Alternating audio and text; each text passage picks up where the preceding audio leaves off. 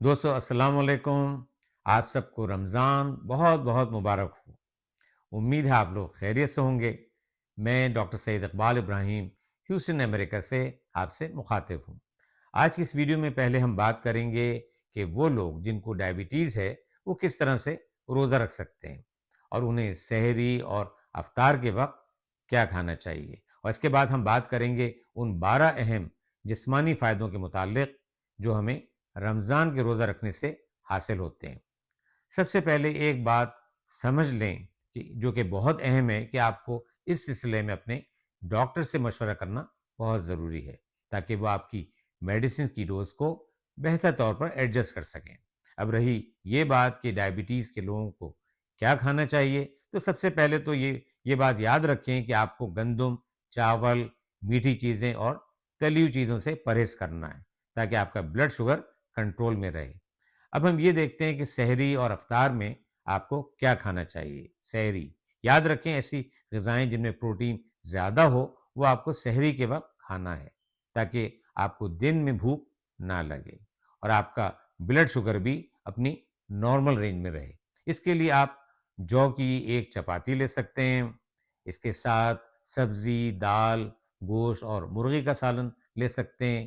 ایک پراٹھے کے ساتھ 2 انڈے بھی لے سکتے ہیں جو کہ یا تو بٹر میں بنے ہوں یا اگر اولیو آئل میں بنے ہوں تو زیادہ بہتر ہے. جو کا دلیا بھی بہت اچھا ہوتا ہے.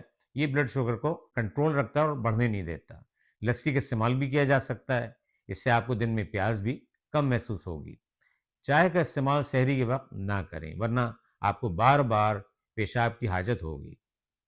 آپ کو چاہیے کہ اپنی افطاری اور کھانے کے درمیان ایک گیپ رکھیں تاکہ آپ کا بلڈ شوگر ایک دم سے بڑھنے نہ پائے. افطاری میں آپ 2 کھجور لے سکتے ہیں. اس کے ساتھ فروٹس کھا سکتے ہیں. ان میں سیب، ناشپاتی، اورنجز، آڑو، بیریز، چیریز، امرود، کیوی اور ایووکاڈو آپ کے لیے بہت فائدہ مند ہیں. یہاں آپ 1 کپ چائے بھی پی سکتے ہیں. کوشش کریں کہ زیادہ چائے نہ پئیں. رات کے کھانے میں آپ سبزیاں، دالیں، گوشت، مچھلی اور مرغی جو بھی آپ کو پسند ہو لے سکتے ہیں. اس کے ساتھ سلاد کا استعمال بہت اچھا رہتا ہے اور یہ آپ کے ڈائجیشن میں بھی بہت مدد کرتی ہے. یوگرٹ، خاص طور پر گریک یوگرٹ اگر میسر ہو تو بہت اچھا رہتا ہے. کوشش کریں کہ پانی زیادہ پئیں، سحری میں بھی اور افطار کے بعد بھی. اکثر لوگ روزہ رکھ کر سوتے ہیں اور اس طرح ان کی طبیعت مزید ڈاؤن ہو جاتی ہے اور وہ کمزوری اور سستی محسوس کرتے ہیں. دیکھیں جو لوگ تراویح پڑھتے ہیں ان کو ورزش کی ضرورت نہیں ہوتی. جو لوگ تراویح نہیں پڑھتے ان کو چاہیے کہ کھانا کھانے کے 1.5 سے 2 گھنٹے کے بعد ہلکی پھلکی ایکسرسائز ضرور کریں یا چاہیں تو واک بھی کر سکتے ہیں. آئیے دیکھتے ہیں روزہ رکھنے سے ہمارے جسم پر کیا مثبت اثرات ہوتے ہیں. Number 1، weight loss. اس کا ایک سبب تو یہ ہے کہ ہم جو بھی کھاتے ہیں وہ ایک لمیٹڈ کوانٹٹی ہوتی ہے، یعنی عام دنوں کے مقابلے میں غذا کم ہوتی ہے اور ہم ایکسٹرا غذاؤں سے بھی دور رہتے ہیں. دوسرا بڑا سبب یہ ہے کہ چونکہ بلڈ شوگر کا لیول کم ہوتا ہے اس لیے باڈی فیٹس کے اسٹور کو استعمال کرتی ہے. فیٹس کا بریک ڈاؤن ہوتا ہے اور یوں ہمارے جسم کے فیٹی ٹیشوز میں کمی واقع ہوتی ہے جس سے نہ صرف وزن میں کمی آتی ہے بلکہ بیلی فیٹ بھی کم ہو جاتا ہے. Number 2، decrease blood sugar. روزے کے دوران انسولین کی سینسٹیویٹی بڑھ جاتی ہے جس کی وجہ سے بلڈ شوگر کا لیول کم ہو جاتا ہے. کئی اسٹڈیز نے بھی اس بات کو ثابت کیا ہے. Number 3، decrease blood cholesterol. آپ کا بلڈ کولیسٹرول کا لیول کم ہو جاتا ہے.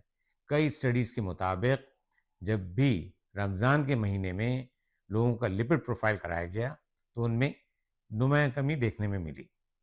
Number 4، improve digestive system. Intestines میں موجود اچھے بیکٹیریا کی گروتھ میں اضافہ ہوتا ہے جو کہ ہمارے ڈائجسشن میں مدد کرتے ہیں.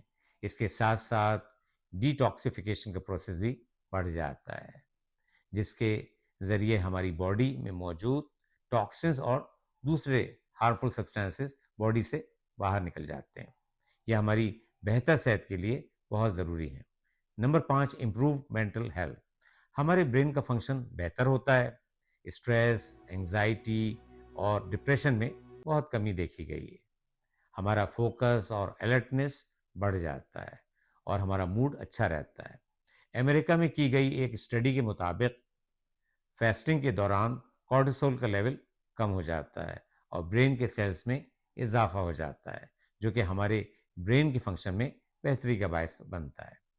Number 6، increase metabolism. ہمارا میٹابولزم بہت ایفیشینٹ ہو جاتا ہے، جس سے میں ایک ہارمون ایڈیپو نیکٹن میں اضافہ ہو جاتا ہے، جس کی وجہ سے مسلس کی نیوٹرینٹس کو ایبزارب کرنے کی صلاحیت مزید بڑھ جاتی ہے. Number 7، prevents cancer. اسٹڈیز نے یہ بات ثابت کی ہے کہ فاسٹنگ کے دوران ٹیومر کلنگ سیلز کی تعداد بڑھ جاتی ہے، جو کہ کینسر سے بچاؤ کا باعث بنتی ہے. Number 8، decrease inflammation. سائٹوکائنس وہ پروٹین ہوتے ہیں جو انفلیمیشن میں بڑا رول ادا کرتے ہیں. اسٹڈیز نے ثابت کیا ہے کہ فاسٹنگ کے دوران ان میں بہت کمی آتی ہے اور اس طرح باڈی میں ہونے والی انفلیمیشن یا سوزش میں نمایاں کمی دیکھی گئی ہے. Number 9، improved heart health. روزے کے دوران بلڈ پریشر کے مریضوں کو کافی افاقہ ہوتا ہے اور ان کے بلڈ پریشر میں کمی دیکھی گئی ہے، جو کہ ہارٹ ہیلتھ کے لیے بہت ضروری ہے. Number 10، improved immune system. کئی لوگ یہ سمجھتے ہیں کہ روزے کے دوران ہماری امیونٹی میں کمی آ جاتی ہے. در حقیقت ہماری امیونٹی بڑھ جاتی ہے. ہمارے WBC یا وائٹ بلڈ سیلز کی پروڈکشن میں اضافہ ہوتا ہے اور اس طرح ہماری باڈی کسی بھی انفیکشن سے مقابلہ کرنے کے لیے مزید تیار ہو جاتی ہے. نمبر 11، آٹوفیجی. آٹوفیجی یہ ایک ایسا نیچرل پروسیس ہے جب باڈی سے ڈیمیج سیلز نکل جاتے ہیں اور ان کی جگہ نئے سیلز لے لیتے ہیں. فاسٹنگ اس عمل میں اضافہ کرتا ہے اور نہ صرف یہ ہمارے امیون سسٹم کو مضبوط کرتا ہے، بلکہ اس عمل کے ذریعے یہ ہمیں آلزہائمرز اور پارکنسنس جیسی نیورو ڈیجنریٹو ڈیزیز سے بھی بچاتا ہے. Number 12، improved skin health. Skin میں انفلیمیشن کم ہو جاتی ہے، سیلز کی تعداد میں اضافہ ہو جاتا ہے اور اسکن کی الاسٹیسٹی بھی بہتر ہو جاتی ہے. دوستوں، میں نے کوشش کی ہے کہ میڈیکل کی ڈیٹیلز میں نہ جاؤں اور اس ویڈیو کو بہت ہی آسان الفاظ میں آپ تک پہنچا سکوں تاکہ زیادہ سے زیادہ لوگ اس سے فائدہ حاصل کر سکیں. امید ہے آپ لوگوں کو یہ ویڈیو پسند آئی ہوگی اور اس سے آپ کی معلومات میں بھی ضرور اضافہ ہوا ہوگا. اگر آپ سمجھتے ہیں کہ یہ ایک معلوماتی ویڈیو ہے تو اس کو اپنی فیملی اور دوستوں کے ساتھ ضرور شیئر کریں. اگر آپ کا کوئی بھی سوال یا کامنٹ ہے تو ضرور اپنی رائے کا اظہار کامنٹ سیکشن میں کریں. اب اجازت دیں، اپنی صحت کا بہت خیال رکھیں. زندگی رہی تو انشاءاللہ اگلی ویڈیو میں پھر ملاقات ہوگی. خدا حافظ.